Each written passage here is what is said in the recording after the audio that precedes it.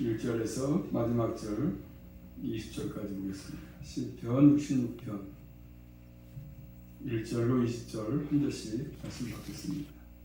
온 땅이여 하나님께 즐거운 소리를 바랄지어다.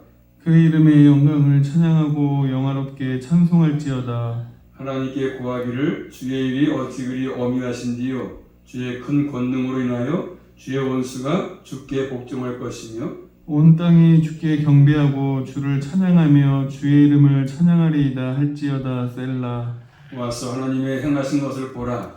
인생에게 행하심이 어미하시도다. 하나님이 바다를 변하여 육지되게 하셨으므로 무리가 도보로 강을 통과하고 우리가 거기서 주로 인하여 기뻐하였도다. 저가 그 능으로 영원히 치리하시며 눈으로 열방을 감찰하시나니 거역하는 자는 자고하지 말지어다. 셀라.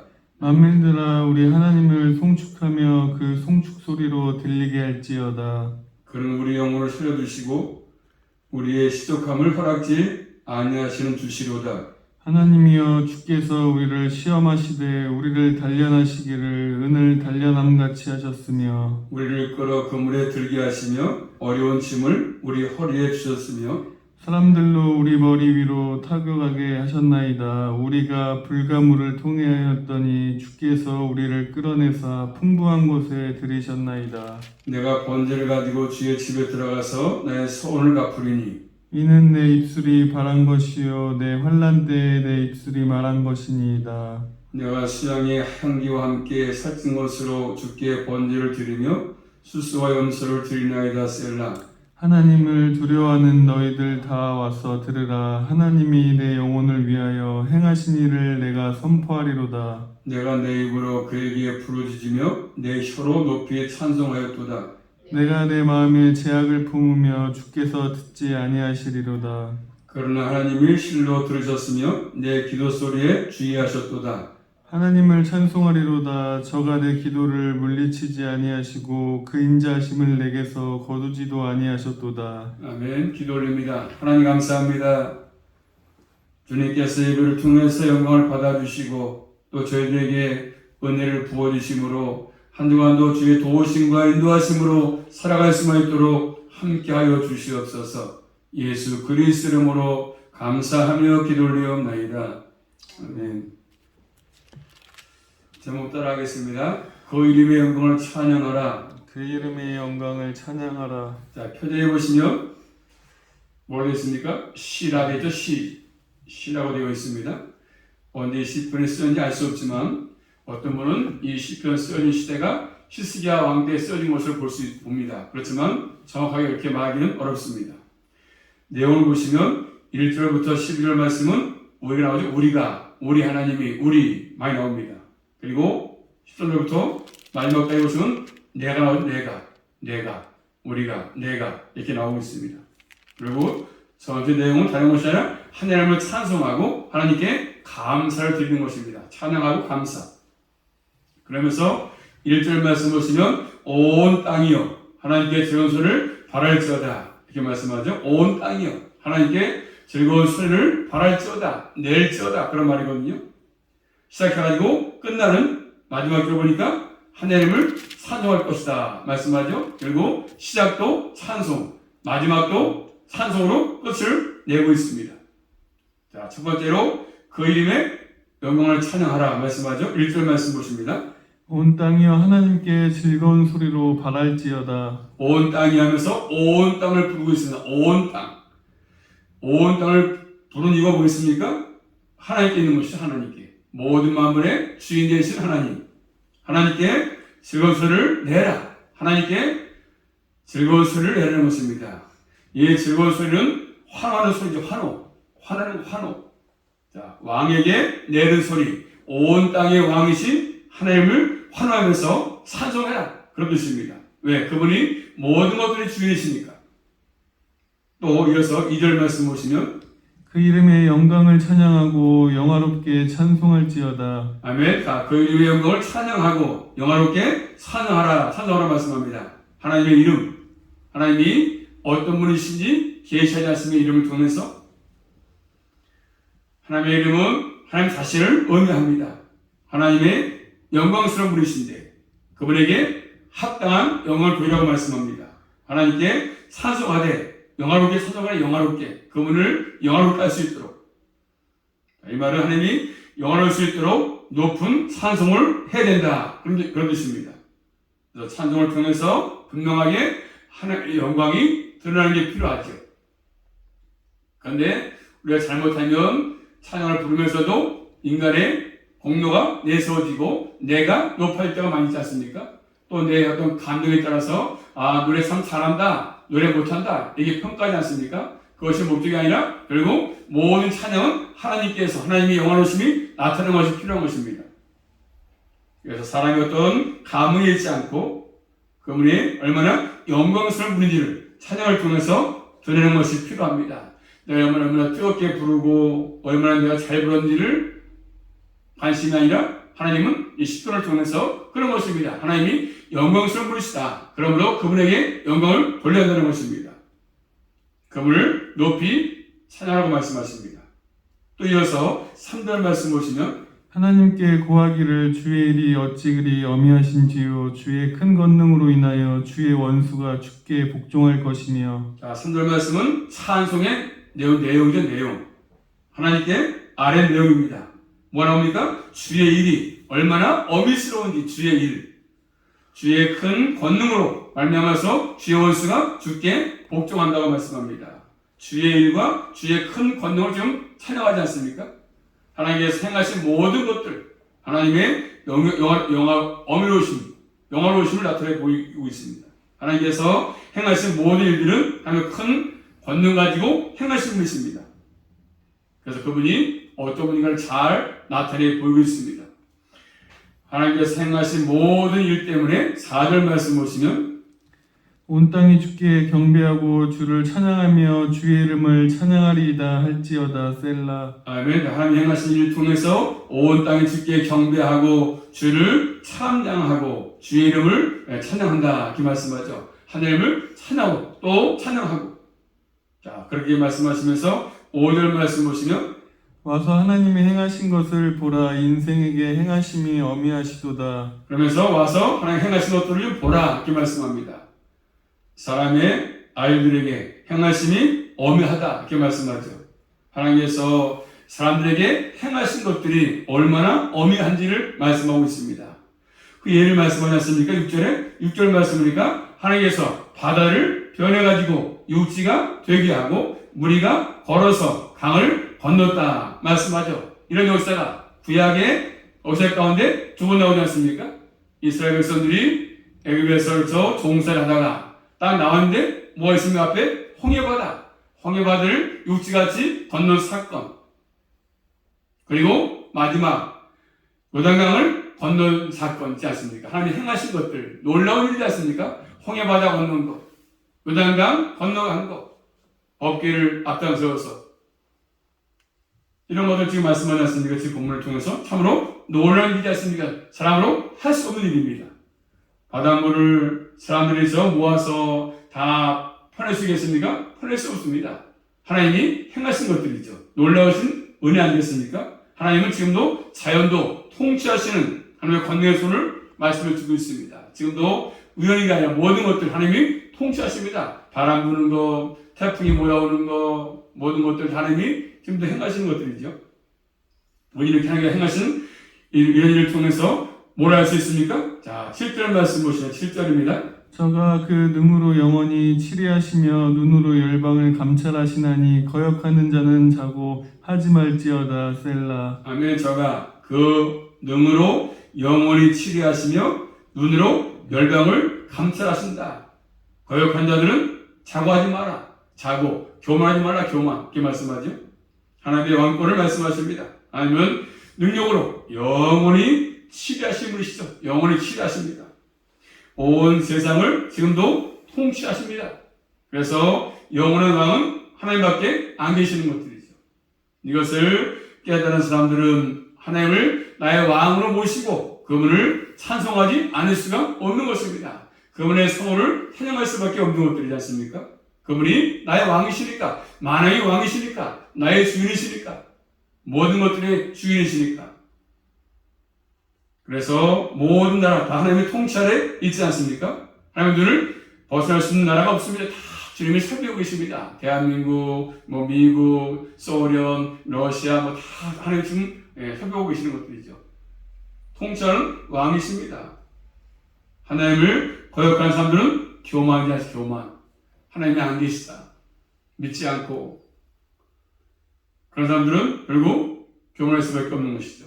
그래서 하나님은 모든 것들을 다 살피시고 또 통치하는 분인 것을 잘 말씀하고 다스리고 계십니다. 여기서 벗어날 존재가 아무도 없지 않습니까? 이 말씀은 단지 구약시대만이 아니었습니다. 지금도 마찬가지입니다. 하나님 지금도 영원히 나를 다스리는 분이십니다. 우리 시대도 마찬가지고 모든 시대가 다 주의 손에 있지 않습니까? 다 하나님께서 권능을 통치하고 계시는 것이죠. 그렇지만 교만한 사람들은 그것을 인정치 않고 자기 힘으로 인생을 사는 것처럼 여기고 살지 않습니까? 그렇지만 눈에 보이지 않지만 하나님은 전 세계를 다 지금도 보고 계시고 다스리시고 통치하는 분이십니다. 여기서 벗어날 자가 예언의 자가 아무도 없습니다. 그러므로 찬송은 곧 겸손이죠. 그래 모든 것들은 하나님이 창조하셨구나. 지금도 다스리고 계시구나. 알면은 교만하지 할 수가 없는 것이죠. 그러므로 진정으로 찬송을 드리는 사람들은 결국 겸손할 수밖에 없는 것입니다. 왜? 그분이 하시는 것들이니까 아니까 깨달으니까 그래 감사하구나. 그래서 하나님께 찬양할 수밖에 없는 것들이죠. 그렇지만 교만한 사람들은 그런 걸 인정하지 않기 때문에 결국 하나님 찬양하지 않습니다. 다음 두 번째 하나님은 한번 따라하겠습니다. 단련하시는 하나님이십니다. 단련하시다. 오늘 말씀 본 말씀 8절 말씀 보십니다. 만민들아 우리 하나님을 송축하며 그 송축 소리로 들리게 할지어다. 만민을 부르죠. 만민을 부르는 이유가 뭐 있습니까?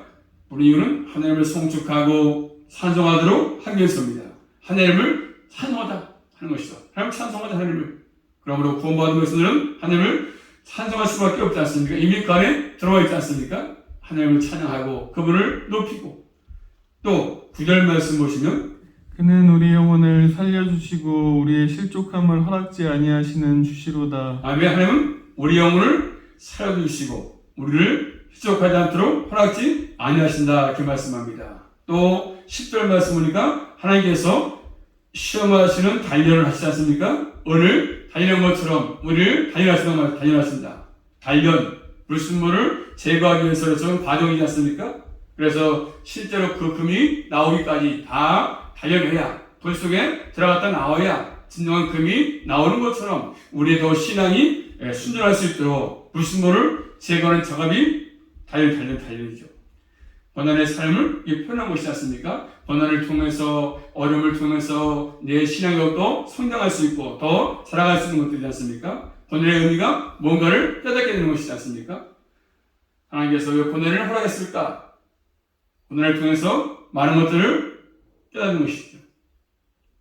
하나님께서 찬송을 받을 이유가 하나가 바로 그런 것입니다. 영혼을 살려주시고 실족함을 허락지 아니하신다고 말씀하죠. 단련하시는 과정 의미는 정확히 알 수 없지만 어떤 분은 이스라엘 민족들이 애굽의 종살이 말하는 것이다 이렇게 말하는 분도 계시고 또 어떤 분은 그게 아니다 나와서 광야 40년 동안의 생활을 얘기하는 것이다 이렇게 말씀합니다.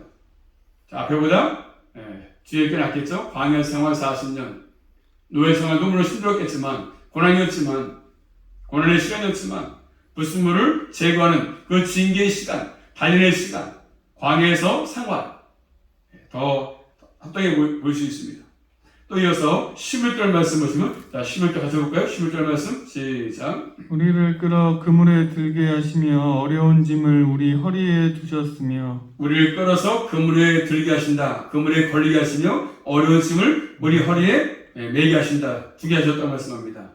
이 말씀을 번역으로 하면 그물에 들게 하시는 뭡니까?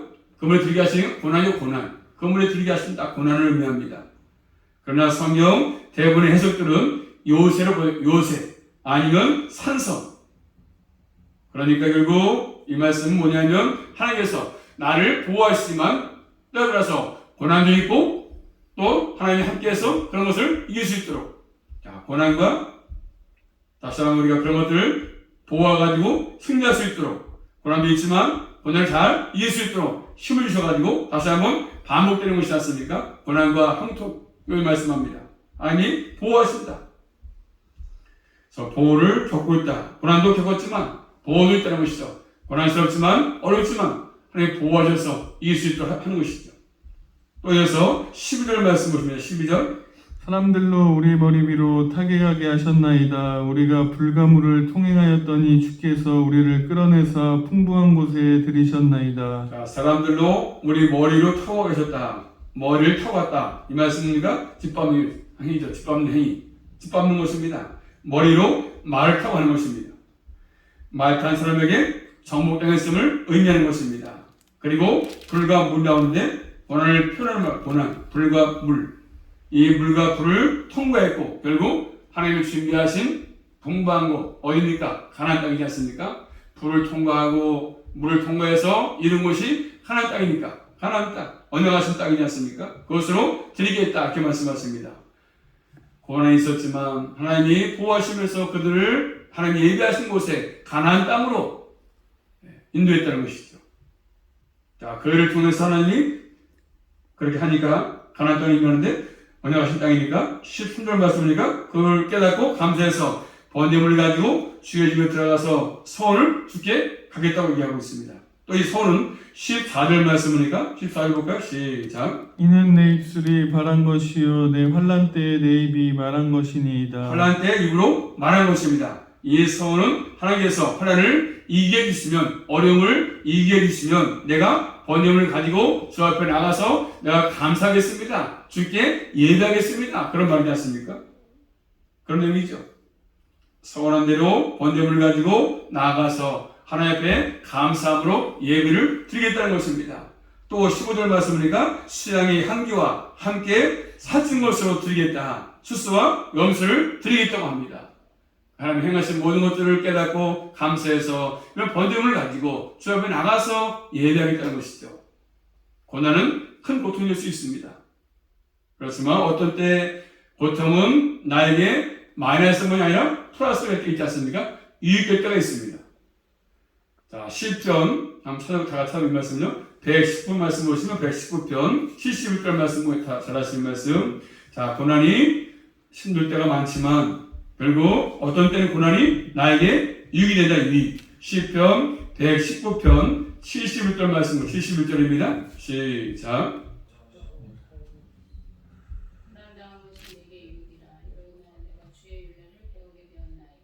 자, 고난이 내게 유익이 되었다. 그래서 고난당하는 것이 유익이 될 수 있는 비결은 뭡니까? 그걸 통해서 윤리를 배우게 됐다. 고난을 통해서 말씀을 배우게 되고 주님을 만나게 되고 그런 것이죠. 고난이 힘들었지만 고난을 통해서 어려움을 통해서 주님을 더 의지하게 되는 것이고 윤리를 말씀을 깨닫게 되는 것이고 배우게 되는 거 아니겠습니까? 말씀을 깊이 배우게 하십니다. 이것을 깨달으면서 알면 고난을 통해서도 하나님께 감사할 수 있고 찬양을 드릴 수 있는 것이죠. 우리의 고난이 하나님께 찬송이 되는 것입니다. 고난을 통해서 어려움을 통해서 더욱더 주님께 나갈 수 있는 것들이기 때문에. 그 다음에 세 번째입니다. 하나님은 우리의 기도를 물리치지 않습니다. 자, 16절 말씀은 16절입니다. 하나님을 두려워하는 너희들 다 나와서 들으라. 하나님이 내 영혼을 위하여 행하신 일을 내가 선포하리로다. 아멘. 하나님을 두려워하는 사람들에게 다 와서 들으라. 다 와서 들어라. 어떠한 얘기를 들어라. 그런 뜻이거든요. 하나님이 행하신 것들. 자, 뭐를 선포한다. 이 선포는 가르치는 것입니다. 그리고 자신의 영혼을 위해서 하나님께 행하신 일을 가르쳐 주겠다고 하십니다. 하나님을 경외하는 사람들에게는 의미가 있지 않습니까? 아, 하나님 나를 말씀으로 가르치시는구나. 그 말씀을 들으면 하나님께서 행하신 모든 말씀을 잘 들으면 더욱더 하나님을 찬양할 수 있고 또 그분에게 감사할 수 있는 것이죠. 들으면 말씀을 잘 들으면 깨달아지니까 그래 그분이 행하신 모든 것들이 다 나를 위해 하신 것들이구나 아니까 찬양할 수밖에 없는 것이죠. 또 이어서 17절 말씀 보시면 내가 내 입으로 그에게 부르짖으며 내 혀로 높이 찬송하였도다. 나의 입으로 그에게 부르짖으며 나의 혀로 높이 찬송한다 이렇게 말씀하죠. 부르짖다. 하나님을 찬양한다. 부르짖으면 뭐죠? 기도죠, 기도. 기도를 위한 기도. 하나님께 나와서 하나님께 기도하고 하나님을 찬송하겠다, 찬송. 그런 말씀입니다. 그때 그의 마음에는 죄악이 없었습니다. 죄악이 있으면 기도가 안 되거든요. 죄악을 품으면 기도가 되지 않습니다. 하나님 듣지도 않지 않습니까? 마음에 죄악을 품고 있으면 하나님께서 듣지 아니하십니다. 항상 하나님께 기도하는 사람들은 죄를 멀리하고 말씀합니다. 그 마음에 죄악을 품고 있으면 안 되는 것이죠. 기도가 상달이 안 되는 것입니다.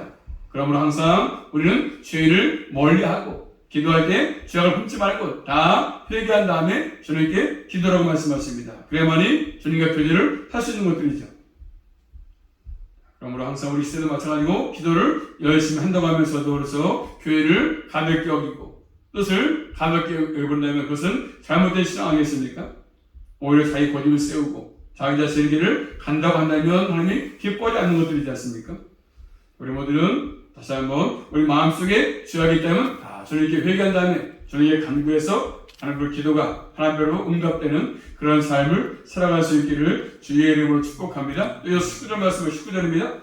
그러나 하나님이 실로 들으셨으며 내 기도 소리에 주의하셨도다. 그러나 하나님께서 들으셨다.